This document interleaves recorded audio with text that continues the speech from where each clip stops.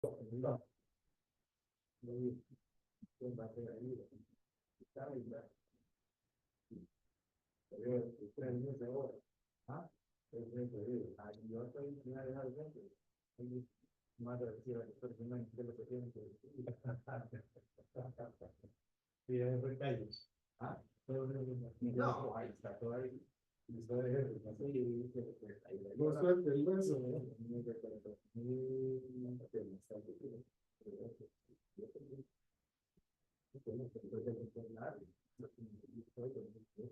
Porque en el Polar quedó el Polar hasta llegar partido el más ahí.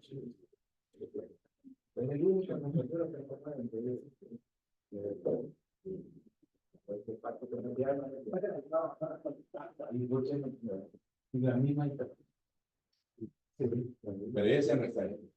No, ella no debe, pero la mitad no puede ver que debería estar ahí.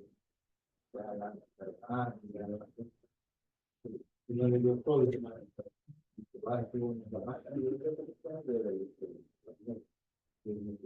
Sí, sí, sí, cómo no.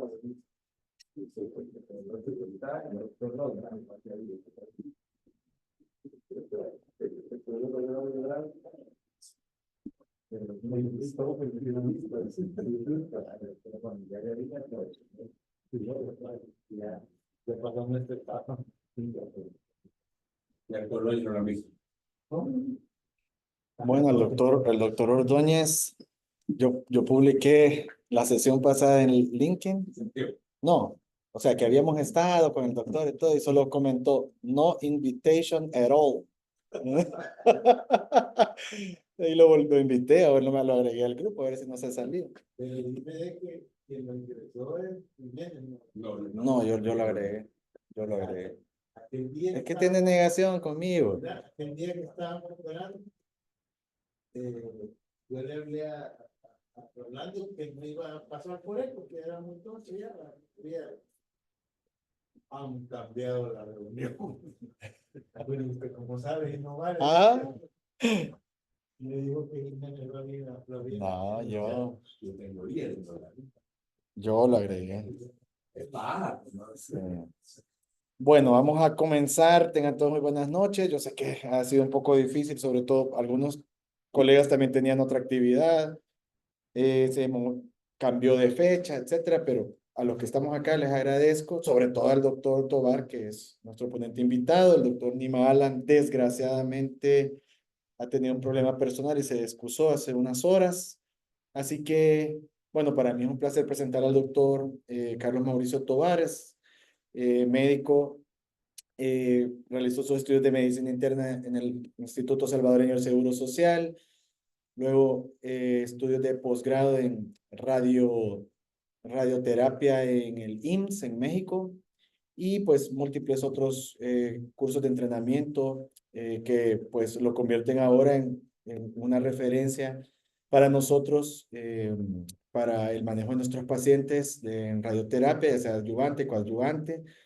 Y en esta ocasión, en el módulo de columna de la Academia de Neurocirugía, tenemos el agrado de darle la bienvenida con el tema de radioterapia para tumores de médula espinal. Así que les pido que lo recibamos con un aplauso al doctor. Ok, y puede pasar. Ok. Bueno, buenas noches. Bueno, es un gusto aquí colaborar con enseñanza siempre, ¿verdad? Ahí siempre de la mano aquí de ustedes. Es una de las áreas que más me gusta a mí, que es la neurooncología, cabeza y cuello. Quizás que esto es lo que más me llama la atención a mí. Pero quizás dentro de todo, pues la neuro es la que más me apasiona dentro de lo que es los tratamientos de radioterapia. Vamos a hablar un poquito ahora de lo que es este, la parte de radioterapia en tumores de columna y de médula espinal, ¿verdad? Porque vamos a tratar de incluir todo. En realidad son conceptos bastante básicos, no he tratado de traer nada así sofisticado, porque la cuestión es que quiero que se entienda cómo es este proceso, que a la larga también es algo sencillo y es a través de un enfoque multidisciplinario. Va a cambiar el modelo yo. Pase, Olga. Bueno, vamos a hablar un poquito en cuanto a la definición de qué es lo que estamos hablando. Un tumor espinal es una masa de tejido, ¿verdad? Que se produce adentro de la médula espinal o que puede ser también a nivel de óseo, a nivel de la columna vertebral, que es a través de una multiplicación desordenada de una célula. Estamos hablando cuando esto se trata de un tumor primario del sistema nervioso central, de médula espinal y en este caso particular de lo que es la columna. Entonces, vamos a tener dos tipos, lo que son los primarios y los que son los secundarios. Dentro de los secundarios, pues vamos a hablar de lo que son las metástasis, que podemos tener metástasis óseas y metástasis a nivel de médula, que son más raras, ¿verdad? Lo más frecuente es tener las metástasis a nivel de columna, que secundariamente nos van a afectar lo que es la médula espinal, como en la mayoría de casos que tenemos. Los tumores espinales pueden ser benignos, no cancerosos, o malignos, cancerosos, lo que significa que pueden propagarse a otras partes del cuerpo. Ha sido muy raro que un tumor primario de columna o de médula vaya a dar metástasis a otro órgano. Generalmente es el nicho de otras patologías a otro nivel, pero no es como un primario de médula o de columna, es muy raro que nos vaya a dar a otro sitio, a excepción de algunas histologías que son sumamente raras, como un sarcoma, ¿verdad? Un mieloma, ¿verdad? Que se puede dar como primario a ese nivel, como inicialmente sería un plasmocitoma óseo, pero son entidades sumamente raras, aunque hemos tenido casos, si ustedes han visto, de plasmocitomas de vértebras, que si incluso los pacientes han tenido una evolución muy mórbida. Algunos tumores no cancerosos pueden crecer rápidamente, algunos tumores benignos. Generalmente estos tienden a tener un crecimiento lento, pero en algunas ocasiones pues esto no es así. Los tumores primarios se originan en la columna vertebral o la médula espinal y los tumores metastásicos o secundarios son el resultado de la propagación del cáncer desde otro sitio a la columna o a la médula. Vamos a ver que cuando hablamos ya de tumores propios de lo que es la médula, esto pues lo manejan ustedes muy bien. Vamos a tener que hay diferentes tipos de tumores según la localización. Y en base a la localización va a ser también la frecuencia. Tenemos los tumores intradurales y de estos vamos a tener dos tipos. De los intradurales es el 45% de los casos. Aquí vamos a tener lo que son los intramedulares, que son caballos que están en el parénquima, digamos, de la médula, ya sea en la sustancia blanca o la sustancia gris, ¿verdad? En estos generalmente es el menos frecuente, se va a presentar en un 5%, y aquí tenemos algunas histologías como el ependimoma, astrocitoma o el hemangioblastoma. Y vamos a tener el tumor extramedular, pero siempre intradural, ¿verdad? Que sería en este caso este. Este es quizás un poquito más frecuente, estamos hablando del 40%, y aquí vamos a encontrar lo que son los meningiomas, neurofibromas y schwannomas. Dentro de estos tumores benignos, quizás el meningioma y el schwannoma son los que más frecuentemente nosotros vemos en la consulta, ¿verdad? Y metástasis es raro, pero sí pueden haber. Y por último tenemos el extradural, que está fuera de la dura, ¿verdad? En este caso, lo más frecuente son las metástasis, alguna neoplasia ósea, como les mencionaba yo, los plasmocitomas, que en algún momento dado pueden invadir lo que es el sitio extradural o incluso infiltrar en la parte ya intradural, infiltrar la médula espinal, ¿verdad? O comprimir y dañar la médula espinal. Entonces tenemos como el extradural dentro de los tres sitios. Si hablamos intramedular, extramedular y extradural, el más frecuente sería el extradural, que quizás para preguntas de examen para residentes, pues tendrían que poner cuál sería el menos frecuente y cuál sería el más frecuente. Y dentro de los benignos, ¿verdad? El más frecuente están los meningiomas, schwannomas, y dentro de los que son secundarios o metastásicos, ¿verdad? El más frecuente, pues, es dependiendo de la histología. dentro de los tumores cancerosos que nos van a dar metástasis, uno de los más frecuentes es el de pulmón, el de mama, y alguno en el hombre, que ese, ¿verdad? Lo vemos a cada rato, que son el de próstata. Que muchas veces nosotros hacemos incluso el diagnóstico con solo el antígeno prostático. Si tenemos lesiones y un PSA de más de 100, ya eso es seguro que es un cáncer de próstata. Y también nos sirve cuando ustedes hacen la biopsia y le piden al patólogo que pida el marcador de PSA, que lo puedan buscar en la biopsia. Entonces ahí el patólogo nos puede decir que esa metástasis proviene de lo que es el cáncer de próstata. Aquí tenemos un ejemplo también de cómo se ve lo que sería el intramedular, el intradural extramedular, que está desplazando lo que es la médula espinal, y el extradural, que también, ¿verdad?, produce compresión de lo que es la médula. Ahora bien, por la localización, vamos a tener también siempre frecuentes, pero según el nivel. Por ejemplo, si tenemos las lesiones a nivel, esto estamos hablando de los tumores primarios. De los tumores primarios, el sitio más frecuente va a ser a nivel torácico, es el que ocupa el 70% de aparecimiento de las lesiones. El menos frecuente, gracias a Dios, es la columna cervical, porque solo imagínense y dentro del torácico, el más frecuente es el lumbar, donde tenemos el aplastamiento de las vértebras, la compresión del canal, las radiculopatías. Imagínense solo si fuera a nivel cervical y tuviéramos estas complicaciones a nivel cervical, tuviéramos una cantidad de pacientes cuadriplégicos sumamente grande, ¿verdad? Entonces, pues Dios hasta en este punto nos cuida, porque el sitio más frecuente es el torácico y dentro de esto es el lumbar. Entonces, a pesar de que el paciente se puede complicar, digamos, puede quedar en silla de ruedas, pero no va a quedar cuadripléjico.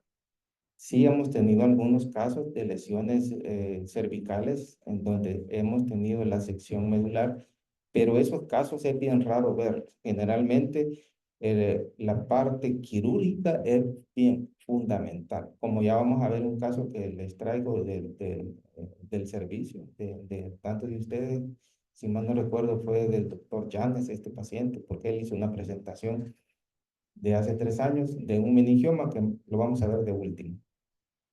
Perdón, aquí de los tumores metastásicos, como les mencionaba, el cáncer de pulmón, cáncer de mama, próstata. Otro que es muy frecuente, el cáncer renal. Aunque el cáncer renal, el primer sitio de metástasis es el sistema nervioso, pero también las vértebras es muy frecuente. El otro también que es muy frecuente es el cáncer de tiroides, el mieloma múltiple y algunos linfomas también pueden infiltrar. Los linfomas, acordémonos que ellos no dan metástasis, sino que su forma de diseminarse es diferente. Es a través de infiltración o diseminación o por continuidad. Pero ellos no es que vayan a dar una metástasis, decir que del ganglio del mediastino se dio metástasis al recto. No, no, su etiopatogenia, perdón, es totalmente diferente. Ahí no hablamos de metástasis. ¿Qué signos y síntomas vamos a tener? Pérdida de la sensibilidad, debilidad, rigidez de cuello, dolor, ¿verdad? Neurológico, dolor diseminado, diferido, disminución de la sensibilidad, ¿verdad?, a los diferentes estímulos, al dolor, al calor, al frío, pérdida de la función intestinal o vesical, parálisis de diferentes grados, escoliosis, deformidades de la columna. Todos estos son signos y síntomas generales, ¿verdad? Sensaciones anormales de la pérdida de sensibilidad, sensación de frío en las piernas, incontinencia, incapacidad para evitar la salida de orina, o sea, una incontinencia urinaria y con un estreñimiento, fasciculaciones. Como ven, hay una variedad de signos y síntomas que muchas veces pueden ser insidiosos. Y muchas veces el paciente llega con que me hormiguea la mano y generalmente pues puede que no le demos la atención adecuada y poder tener incluso un problema grave a futuro si no lo diagnosticamos a tiempo. En este caso de las parestesias, acordémonos que hay una entidad que ustedes la ven muy frecuentemente, como son las hernias discales, que también nos pueden producir este tipo de molestias. Entonces, es bien importante ser acuciosos, hacer una historia clínica muy adecuada. Sus antecedentes son muy importantes Porque actualmente, si una familia tiene mucha carga tumoral, cuando nosotros hablamos de carga tumoral familiar, nos estamos refiriendo a que si hay cáncer de mama, si hay cáncer de pulmón, si hay cáncer de otro tipo, pues, linfoma o todo eso. Hay ciertos cánceres que son muy hereditarios. Por ejemplo, si en una familia tenemos mucho mama, gástrico, ovario, la probabilidad de que los familiares tengan puede llegar hasta un 40%. Entonces tenemos que ser muy acuciosos a la hora que un paciente presente, por ejemplo, la simple cefalea, ¿verdad? En un paciente que tiene muchos antecedentes familiares, me tiene que hacer a mí investigar que no vaya a ser si yo he descartado todos los tipos de cefalea, pues llegar a incluso a tomar una resonancia porque puedo estar ante la presencia de una hipertensión intracraneana provocada por una metástasis. Entonces es ahí donde es bien importante pues el análisis clínico. El diagnóstico de estas lesiones la vamos a hacer a través, como les mencionaba, de la historia médica, del examen físico neurológico, que es bien importante, de los estudios radiográficos, desde una simple rayos X, que muchas veces no le damos la importancia, pero una rayos X de columna torácica nos puede hacer el diagnóstico, por ejemplo, de un mieloma múltiple, nos puede hacer el diagnóstico de una compresión medular, porque vamos a tener una fractura y clínicamente el paciente tiene parestesias. Eso me indica a mí que hay una compresión medular. Entonces, no es necesariamente que tengamos a la mano una resonancia o un estudio más sofisticado, si nosotros podemos correlacionar adecuadamente los signos, la historia clínica y estos exámenes básicos. Podemos llegar incluso a examen de líquido cefalorraquídeo, al centellograma óseo, pero como les mencionaba ya, el centellograma óseo, estamos hablando ya pues, ya antes de llegar a un centellograma óseo, ya prácticamente tendría que tener el diagnóstico hecho. Eso es nada más para ver cómo está el resto de su sistema óseo, pues, pero no es como de entrada yo mandar a hacer todo este tipo de estudios.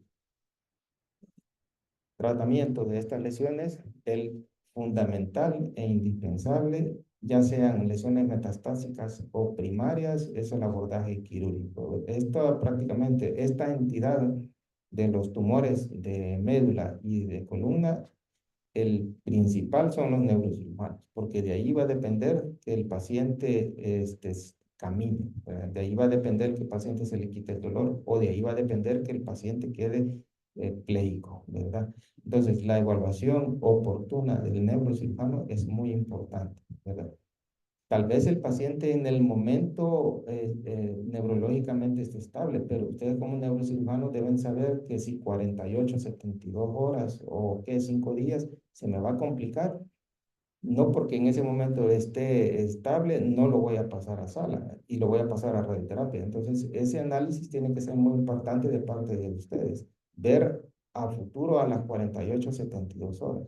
Porque yo la radioterapia, acordémonos que la radioterapia no es el efecto inmediato, es tardado. Y más si es un fin de semana.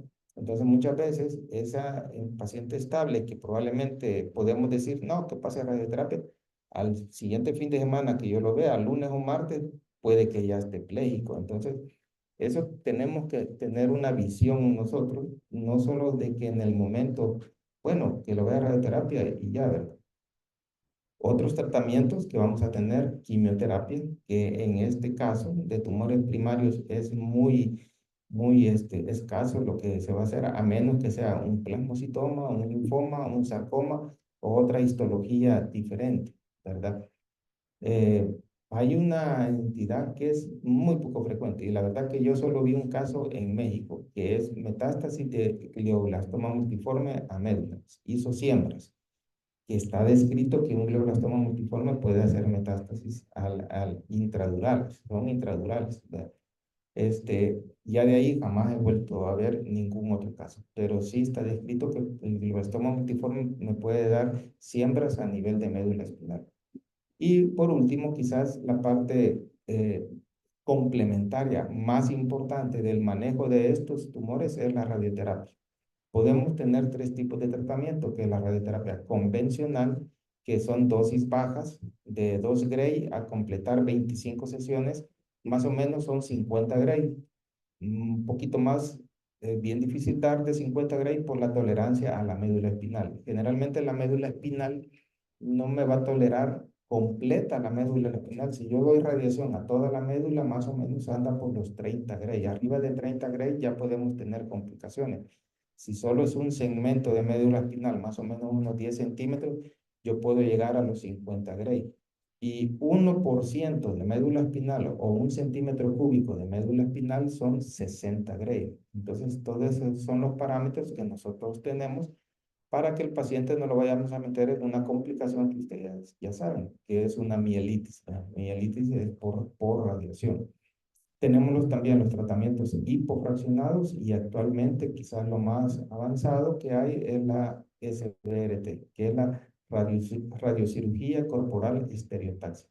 Hay otros tratamientos que no los tenemos en el país, como lo es la braquiterapia, que también se puede usar. Pero con estas técnicas de radiocirugía, pues hemos tenido resultados sumamente satisfactorios y muy buenos para los pacientes. Esto quizás lo manejan muy bien ustedes, ¿verdad? Lo que es la escala de compresión de la médula espinal a nivel epidural. Se va a dividir en A, B y C. Esto mejor se lo hubiera preguntado a los residentes. El R3, ¿dónde está? ¿Verdad?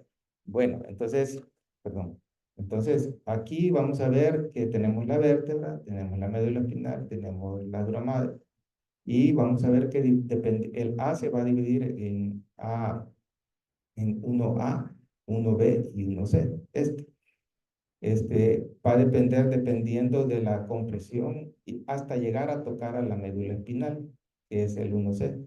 El 1B ya prácticamente la desplaza, pero la diferencia entre el 1B y el C es que en el B vamos a tener todavía, vamos a visualizar todavía lo que es el líquido cefalorraquídeo en el estudio de imagen, y el C ya no, prácticamente se cortó por completo lo que es la visualización de lo que es el líquido cefalorraquídeo, como podemos ver acá estos ejemplos de los diferentes, el 0, el 1A, el 1B, el 1C, el 2 y el 3. Por ejemplo, aquí en el 2, en donde todavía aquí se ve una pequeña línea de líquido cefalorraquídeo, en la otra ya no se ve absolutamente nada. Entonces, esa es una escala de... Esta escala es bien importante para tomar la decisión quirúrgica de ir a descomprimir, ¿verdad?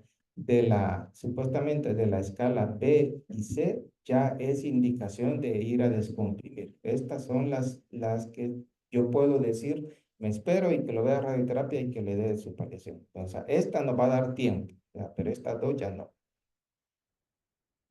También hay otra clasificación que esta sí yo la desconocía, se los reconozco, que esa es ya no de la canal medular, sino que es de las metástasis. Son siete tipos. Cuando tenemos afectada nada más lo que es el cuerpo vertebral, el tipo 1, el tipo 2 cuando tenemos el cuerpo y el pedículo, el tipo 3 cuando tenemos el cuerpo, pedículo y las láminas, ¿verdad? Pero si ustedes ven, el canal medular está libre. Cuando ya, cuando ya tenemos extensión al canal a nivel epidural, cuando aparte del canal vamos a tener al tejido paravertebral, cuando tenemos vértebras continuas afectadas, y el tipo 7 cuando tenemos múltiples vértebras. Esto, según la publicación, es importante por el pronóstico. Pronóstico de vida y pronóstico de control local de la enfermedad en cuanto a metástasis. Así que pues ahí les dejo ese dato también. Estas son lo que se recomienda a la hora que nosotros vamos a dar radioterapia, los diferentes volúmenes que trabajamos. Nosotros trabajamos con ciertas, por ejemplo, el GTB es el volumen tumoral grueso. Nosotros vamos a, me salió pequeña, pero muchas veces, por ejemplo, en este caso, yo dibujo la lesión. Este es el GTB, el volumen tumoral grueso. Pero cuando yo tengo un volumen tumoral grueso, siempre alrededor de la lesión voy a tener enfermedad subclínica. La enfermedad subclínica es la enfermedad microscópica, o sea, son las raícitas, las células microscópicas que están avanzando y que me están afectando todo el cuerpo vertebral. Entonces, a esa enfermedad subclínica yo le voy a llamar CTB, que es CTB. Y por último, vamos a tener en algunos casos un PTB, que es un PTB que se llama volumen de planeación, que eso lo hacíamos cuando teníamos técnicas 3D, porque el paciente se puede mover. Entonces, para que la vértebra estuviera dentro del campo del tratamiento, se hacía un campo todavía más grande. Actualmente, como ven, ya no se recomienda hacer un PTB, porque con los nuevos equipos que son guiados por imagen, significa que yo voy a estar haciendo un estudio de imagen diario, voy a ver dónde está la lesión y voy a dirigir mi plan de tratamiento día con día a esa lesión. Entonces, el error de que se mueva se desaparece, prácticamente desaparece. Los equipos actualmente toman se llama Convincity, pero para fines prácticos es un TAC. Se toma la imagen de tomografía, se fusiona con el plan de tratamiento y damos la radiación. Aquí también, como podemos ver, es como les mencionaba, este sería el GTB, un negro, este sería el CTB, y para fines prácticos el PTB sería toda la vértebra. Pero actualmente pues tratamos de ser sumamente localizados, siempre respetando lo que es la médula espinal y el canal. Estos son parte del plan de tratamiento que nosotros hacemos con respecto a lo que es las porciones de médula espinal que tenemos que proteger. Generalmente, si nosotros tenemos una vértebra dañada, van a ser 10 centímetros hacia arriba y 10 centímetros hacia abajo lo que vamos a pintar, ¿verdad? Y ese va a ser nuestro, digamos, nuestro órgano de restricción, ¿verdad? A este órgano de restricción son los parámetros que le vamos a poner, con lo que les mencionaba yo, que el 1% de ese segmento de médula tiene que recibir exclusivamente lo que son 60 Gray. De ahí no me puedo pasar. Si yo voy a ocupar lo que es toda la médula, según unos cálculos que hacen los físicos, la dosis máxima que voy a dar en ese BRT son 30 Gray. ¿Verdad?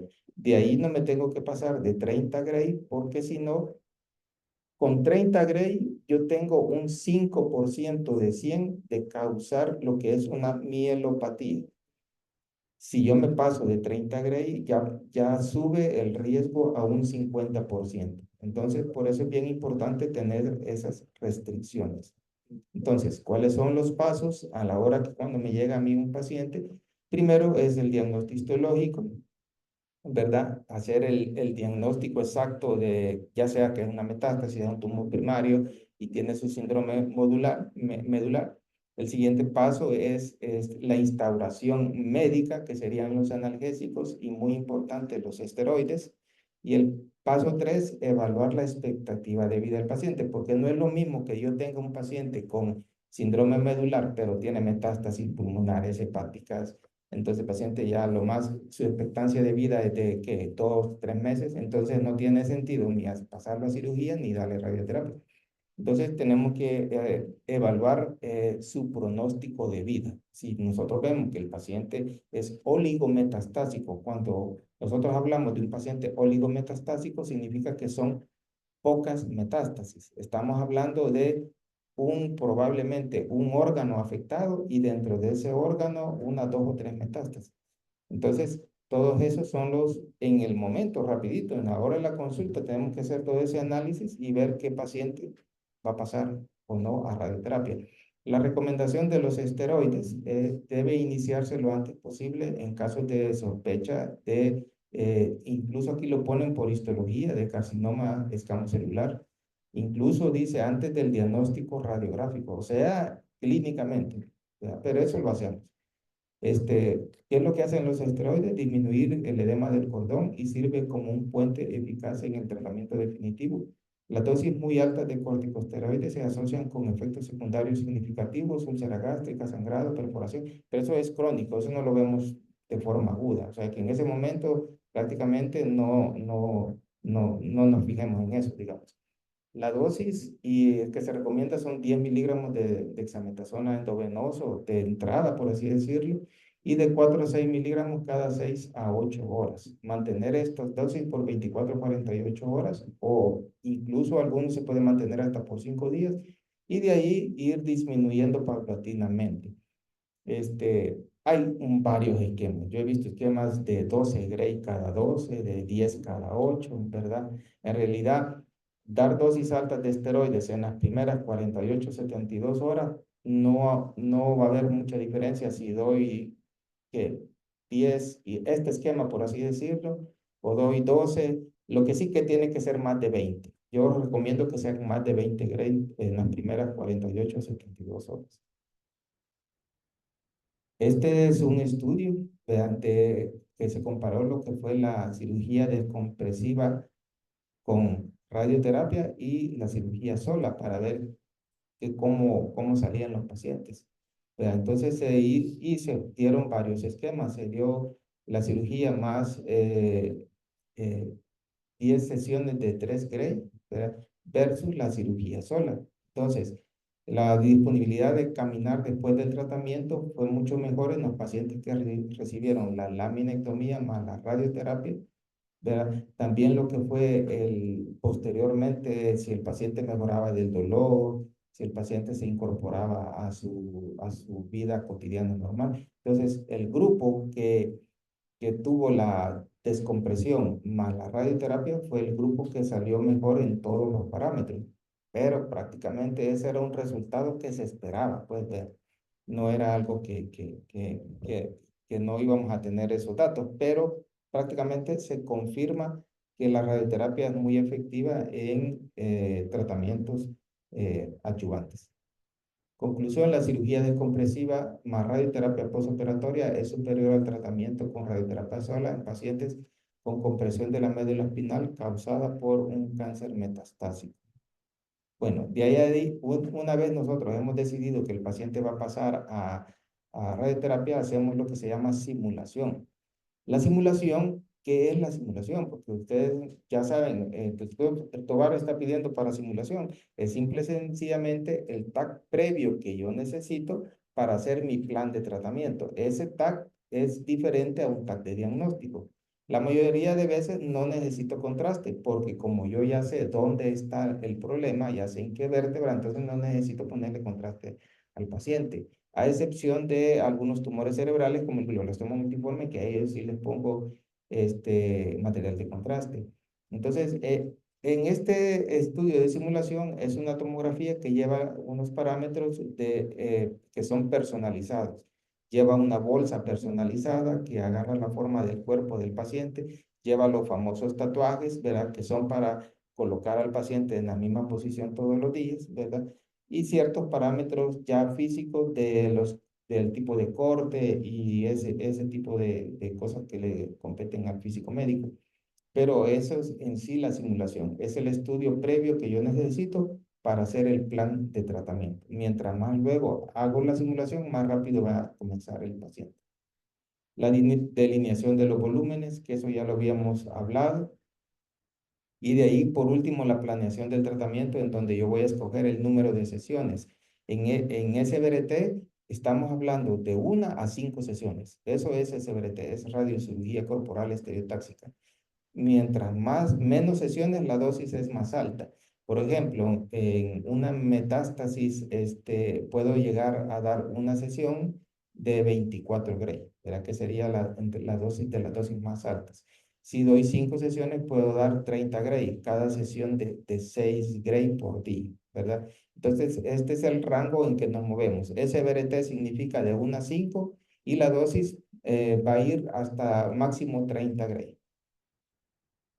Estos son la tolerancia a los órganos. Nosotros tenemos que ver el plexo braquial, la catequina, la médula espinal, si es de 1, de 3 o de 5 fracciones, ¿verdad?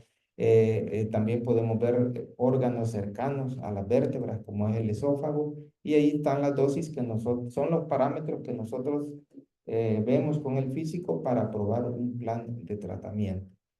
Esta es la tolerancia a la médula espinal. Cuando nosotros vamos a tratar un tumor de médula espinal en una fracción, tenemos que saber que los 10 centímetros que yo le mencionaba hacia arriba y hacia abajo no tienen que recibir más de 9 Gray cuando es una sesión. Cuando son 3 fracciones, tiene que andar por los 14.5 Gray. Y si son 5 fracciones, la tolerancia de la médula es de 18 Gray, ¿verdad?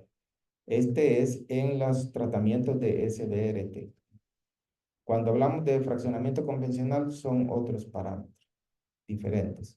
Este es un contorneo normal con las curvas de isodosis. Aquí estamos tratando lo que es la vértebra completa y pintamos lo que es la médula espinal.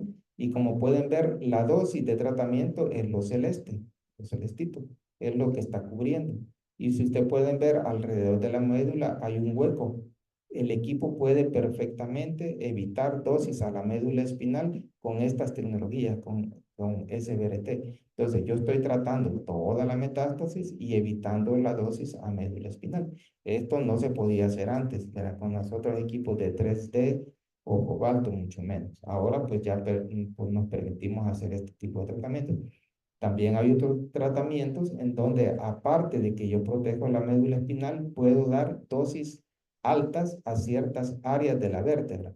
Aquí son dosis diferenciadas. Esto se llama BIMAP, que es radioterapia de intensidad volumétrica. Hay ciertos volúmenes que van a recibir dosis más altas porque dentro de la vértebra, no toda la vértebra está afectada. Hay ciertas áreas de la vértebra que tienen más lesión que otras partes. Entonces, a las áreas más afectadas le voy a dar las dosis más altas. Aquí tenemos el corazón, por acá tenemos el esófago y como pueden ver, tratamos de que a estos órganos les lleguen las dosis mínimas posibles. Efectos secundarios, tenemos toxicidades agudas y tardías, dermatitis, esofagitis, náuseas, dolor, fatiga. Y de las tardías, lo que más miedo nos da es la mielitis, ¿verdad? Por radiación. Este es un caso de un paciente de 45 años con un cáncer diferenciado de tiroides que presentó una metástasis, ¿verdad? Que afectaba la parte posterior de la vértebra. Se le dio 30 Gray. Aquí como podemos ver, aquí está el esófago, aquí está la médula espinal, ¿verdad? Y aquí está la lesión metastásica. Se hizo la laminectomía, pero siempre quedó lesión ahí, fue lo que se trató, es lo que está acá. Como pueden ver, miren la médula espinal perfectamente libre de radiación cabal, hacemos el contorno y tratamos la metástasis. Pero el problema de este paciente fue que a los 3 meses, de 3 a 12 meses, comenzó a hacer una mielitis, ¿verdad? Hizo la mielitis y a pesar de que se cumplieron todos los criterios de los parámetros, ¿verdad? Que respetamos de dosis que le llegaba a la médula, pero hizo la mielitis. Se le dio tratamiento, ¿verdad? Al paciente con esteroides, con analgésicos, un montón de cosas que se le dio. Y al final la mielitis resolvió y el paciente pues no quedó sin secuelas. Gracias a Dios. ¿Qué tratamiento le damos a la mielitis? Esteroides por 6, 8 meses. El paciente tiene las complicaciones de los esteroides. Está descrito que se puede dar el bevacizumab, inmunoglobulina, el oxígeno hiperbárico, plasmaféresis.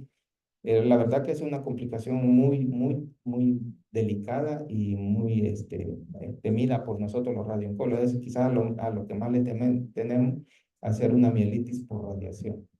Este es un estudio que acaba de salir hoy, también en la fecha, hoy en febrero del 2025, es del doctor Quita Salavanda, no sé si lo conocen, un neurocirujano de España, ¿verdad? Este doctor pues hizo una revisión, ¿verdad?, de las complicaciones y de las pacientes que se les había dado radioterapia a tumores intramedulares. Y al final la conclusión era multicéntrico, pero al final solo detectaron 27 pacientes con metástasis intramedulares, ¿verdad? A estos pacientes se les dio radiocirugía de una fracción o radiocirugía fraccionada, que son 5 sesiones, y que encontró que haciéndolo bien con el equipo adecuado, ¿verdad? Con el personal entrenado, físicos y todo, pues los resultados eran muy buenos. Y aquí tenemos los porcentajes de sobrevida de los pacientes. Con una sesión, el 96.3% estaba vivo a los 2 años. Con 3, el 81.4%. Y así, con el fraccionamiento normal, hasta 24 meses, los pacientes iban a tener una sobrevida del 25%, ¿verdad? En el primer mes, todos estaban vivos, pero a los 24 meses, el 25% estaban vivos. Cero de complicaciones. Esta es la sobrevida ya las curvas de Kaplan-Meier, a los 25 meses, el 25% estaban vivos. Este es el caso clínico que les menciono del paciente que es de nosotros, del Seguro Social, un paciente de 66 años. Comenzó a tener deterioro de la función neuromuscular de miembros inferiores con atrofia muscular 12 meses previo. La resonancia demostraba una lesión tumoral en el canal medular con compresión crítica de la médula espinal. Pasó a la laminectomía descompresiva, de estar así, incontinente, con estreñimiento, con atrofia, y solo medio movía los deditos así. Después de la laminectomía, el paciente mejoró, ¿verdad? Logró ponerse de pie, ¿verdad? Y recuperó un poco de fuerza muscular. Esta era la lesión inicial, ¿verdad? Esta fue la lesión después de radioterapia, prácticamente estaba casi que igual, pero si ustedes pueden ver, sí ya comenzamos a ver cambios. Aquí la lesión está bien definidita, aquí no, ¿verdad? Aquí ya se comienza a perder la definición, comienza como que a ablandarse, digamos, y comienza a descomprimirse, ¿verdad? Aquí está la lesión, ya la médula comenzó a liberarse y entonces clínicamente el paciente ya mejoró. Quiero ver si logro poner. Esto es lo mandamos a Costa Rica.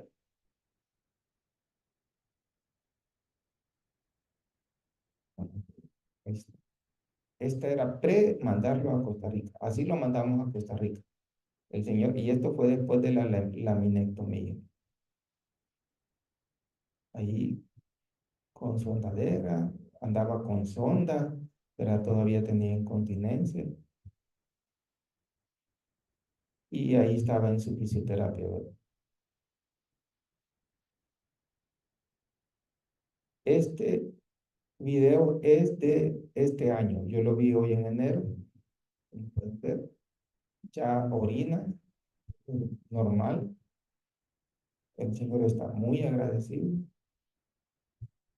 Prácticamente una recuperación neurológica muy importante.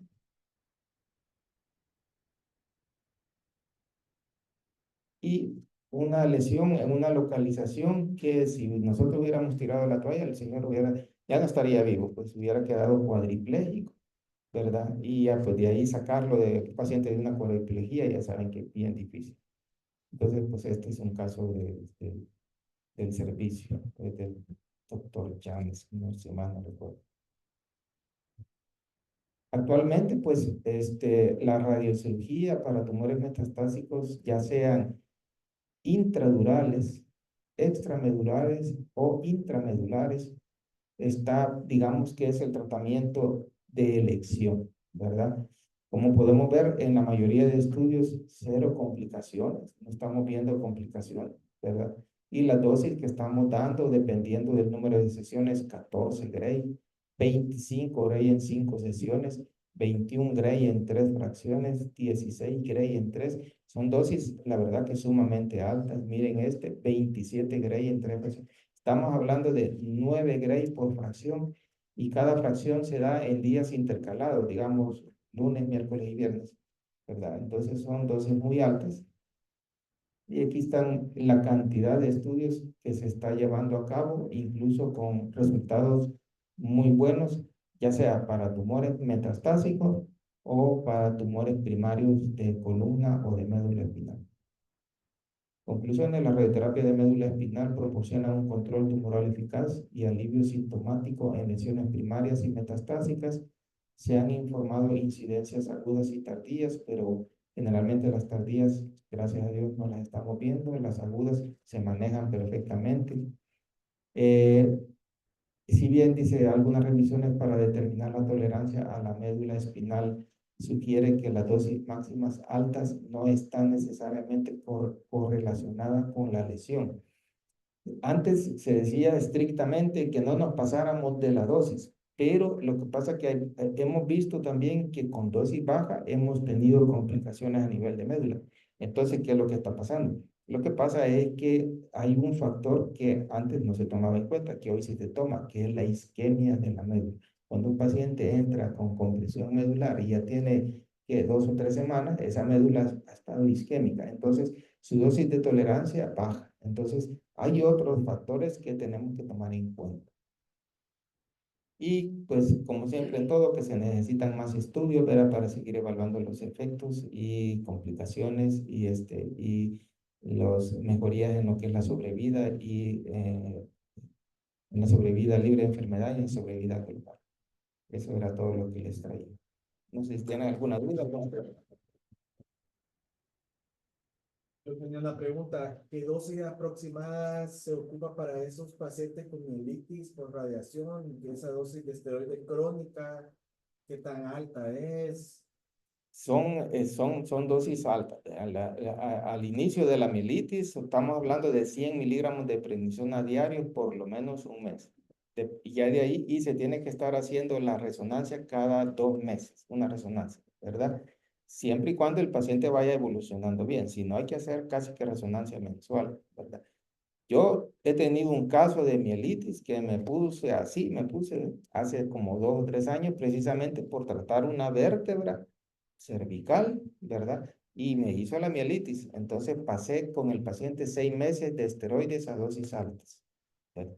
Y de ahí pasó un año porque se la fui bajando paulatinamente. Gracias a Dios la mielitis resolvió, ¿verdad? Pero son dosis altas por periodos prolongados. Cada paciente es diferente, va a depender de la evolución, en realidad cuánto tiempo le vamos a dar, pero sí son dosis altas. Bueno, voy a felicitarlo por la ponencia y agradecerle por la ponencia, pero quiero, no sé, una pregunta en el sentido que me he fijado que los casos que presentó de mielitis, ustedes dijo muy claro que había sido por la minectomía. No, por la radiación. No, perdón. Que habían sido por la minectomía y que habían sido radiados posteriormente. Sí. Yo creería que aquí se aplica el mismo principio, que a menor dosis de radiación, igual son menores los riesgos de complicaciones. Sí. Me explican en la resonancia de control, en casi todos los casos, en otros casos, por ejemplo, el tumor se veía similar. O sea que mi pregunta es, ¿este caso fue solo la minectomía o se hizo extirpación del tumor? No, en estos dos casos fue solo descompresión. No hubo. La extirpación del tumor era disminuido la dosis de radiación, tal vez posiblemente.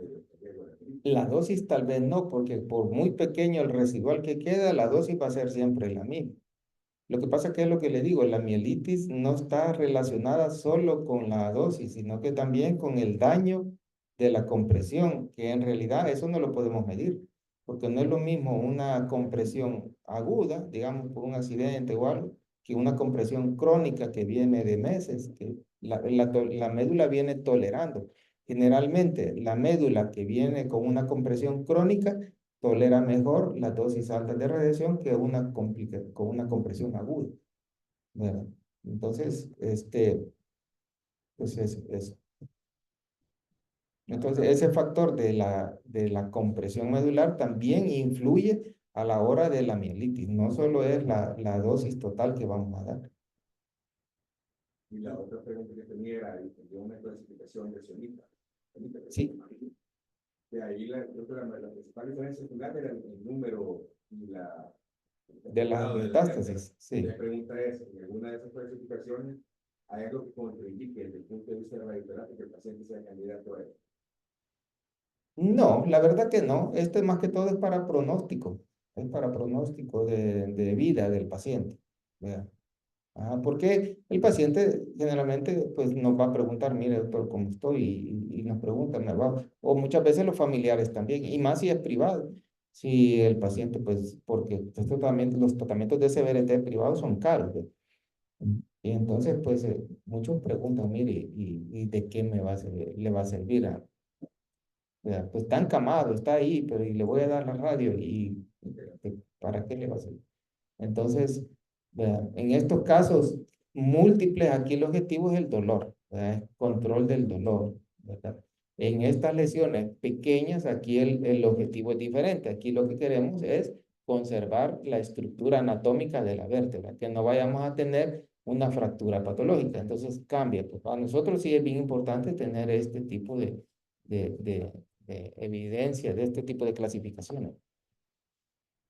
Doctor López Ayala tiene una pregunta. En el caso que se presentó, se ha presentado el programa de ¿Cómo no? ¿Cómo no? El seguro es un meningioma. O sea, en esa laminectomía le Se biopsia. tomó biopsia. Hay una radiación y no lo... Sí, sí, solo le hicieron la minectomía. Ahí sí, ahí sí desconocí. Sí, no, claro. Pero hablando del tratamiento que le dieron, creo que, no sé, tiene que haber sido. Yo creo que por lo menos una buena descompresión de quitar el 50% o más de la lesión. Como pueden ver ustedes, hay una parte que se metía al espacio. Se me hace buena la presión que se veía casi igual el posterior. No, es que no, solo fue la misma. Lo que pasa es que no es lo mismo un tumor intramedular. Lógicamente, Aquí, esta parte de aquí es la que quedó. No logré conseguir las imágenes del pre porque la médula era un pedacistillo, así estaba. O sea, sí se logró liberar esto ha sido porque ha disminuido la radiación. Aquí, como pueden ver, el tamaño casi está igual, pero si ustedes pueden ver, probablemente la consistencia ha cambiado, tal vez está un poquito más lenta. Aquí los bordes ya están ya no están iguales, ¿verdad? Ya están bien más difusos, pues aquí está bien delimitadito. Aquí en esta parte era donde sí estaba bien, había bastante compresión, ¿verdad? Aquí sí ya tenemos efectos por radiación. Incluso aquí podemos ver que hay un huequito negro, que esto es necrosis. ¿Ve? Esto es necrosis por radiación. Aquí también se comienza a ver otra área que es por necrosis por radiación. Estos cambios de color son porque ya hay áreas que están. Entonces, eso cuando comienza a haber necrosis, comienza a disminuir. Pero acordémonos que en médula espinal, 1 milímetro puede ser un cambio radical. ¿Ve? Y como podemos ver, miren, aquí la compresión todavía sigue. ¿Ve? Y uno de los riesgos de estos casos es que muchas veces estos tumores, los meningiomas, pasado cierto tiempo, vuelven a crecer. y por eso le preguntaba, porque Ajá. en el caso también, que se ha logrado de seres grandes, Sí, incluso con se han rayado, o se han rayado, y el sí, resultado ha sido sí, más rápido. más rápido. Sí, sí, no, claro, este paciente hubiera tenido una mejor evolución. Gracias a Dios, evolucionó bien. Pero creería yo que si se hubiera resecado por lo menos un 50%, hubiera sido más fácil el tratamiento. El tema estaba interesante igual, porque la verdad, esto fue tratado con que, Con Cyber. ese es el otro pregunta que me gustaría saber. ¿Cómo? Creo que definitivamente la lesión tendría que ser en salud, pero aquí contamos con aceleradores lineales, pero que comienza a hacer esto. Un acelerador lineal con el que contamos ahorita en el seguro no se puede hacer esto. No, ni de forma privada. No, Tiene que ser, sí, tiene que ser cyber. Doctor López tiene otra pregunta. siempre con respecto a es lo mismo, el idioma,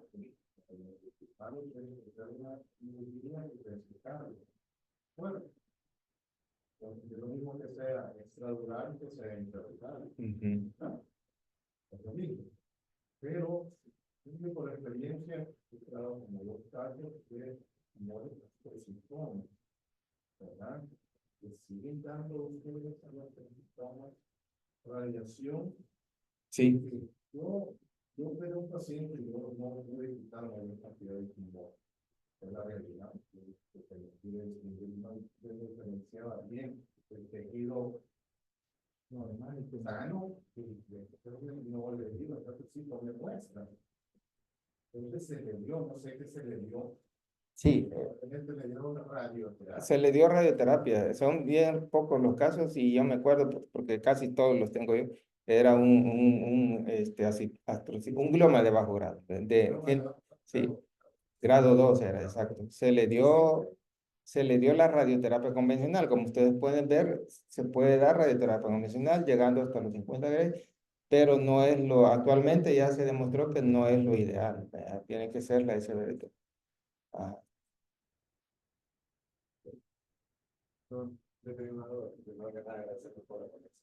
Yo tenía más que todo una duda con respecto con el uso de esteroides previo y posterior con la diferenciación, porque hay que después de la cuestión de prednisona versus prednisolona. O sea, hay alguna evidencia de decir, nosotros a comentar no se usa una dosis de carga de prednisona o usar una dosis de carga de prednisolona, o hay diferencia. Lo que pasa es que la metilprednisolona hay que hacer la dosis equivalente a los 10 miligramos de dexametasona, que son como 250 miligramos, perdón, de metilprednisolona. El problema de la metilprednisolona es que solo es hospitalario, no se puede. En cambio, la dexametasona al paciente se lo puede llevar a su casa y estárselo inyectando. Por eso es que no porque el efecto antiinflamatorio es más potente de la metilprednisolona, ¿verdad?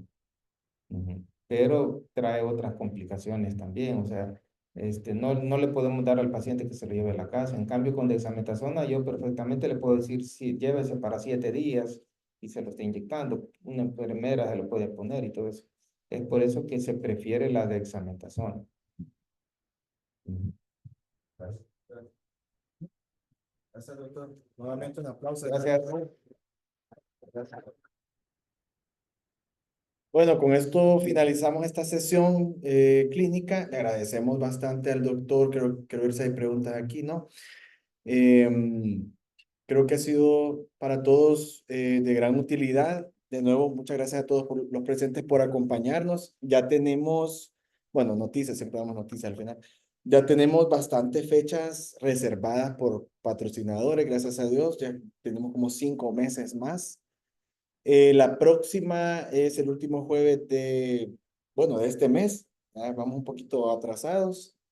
Vamos a tener al doctor Pablo Rubino con el tema de clipaje de aneurisma carotidio y clinoideos. Y su servidor va a compartirles probablemente técnica quirúrgica de craniotomía terional.